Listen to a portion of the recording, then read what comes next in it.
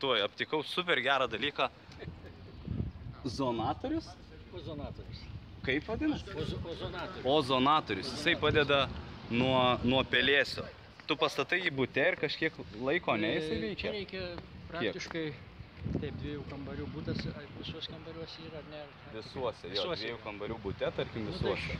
6 valandas ir po to 2 valandas vėdinti. 6 valandas veikia aparatas ir 2 valandas vėdini. Viskas uždaryta, nieks, nei katės, nei gėlių, nieko neturi būt, bet čia nieko kenksmingų nėra, čia ne chemikalai. Yra su tokiais chemikalais ten valos, tai po to į tą butą negali įeiti savaitę. O ką jisai padaro? Jisai išnaikina pelėsį kažkaip elektroniškai? Nu, mes kvėpuojam ozoną. Taip, ozoną. Bet čia ir nedidelė koncentracija.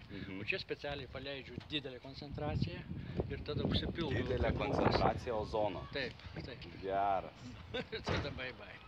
Super. Va čia tai aparatas, kurį atradau. Ne, čia nieko naujo.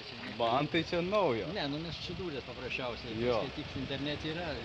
Jau aš iš Amerikos čia yra, bet šiaip tai prie Klaipėdos ten net gamina jau. Tas ozonatorius tik tai tokiem tikslam mes pastatę esam Vilniaus vandenyse, pavyzdžiui, kur Forum Palace, kur yra, prateka viso miesto fekalijos.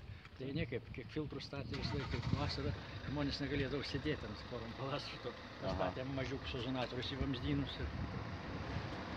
ir bye-bye. Nu super, labai geras sprendimas. Čia ne tik tai pelėsiui, bet smarvė. Antras dalykas, kas yra pelėsis, matos, jis skraido ir jeigu žmogus ilgai gyvena tam bute, prisigeria rūbai, baldai, lovas, patalynė, jeigu gabelenas ir vis pilni yra bakterijų. Ne vien tik tai, kad tu sieną pavalysi ten su chlorke. Tai to neužtenka. Yra tokia firma, kur su chlorke, ten išpurškia žmonėms ir aišku, ten kapeikas paima, gal ir pigiau, nežinau, aš girdėjau. Tai apie 30 eurų kainuotų tam 2 kambarių butas. 3 kambarių ten 50 eurų, maždaug. Ir visam laikui? Jeigu žmogus kontroliuos drėgmę. Jeigu kontroliuos drėgmę. Turi neviršyti 50-60%.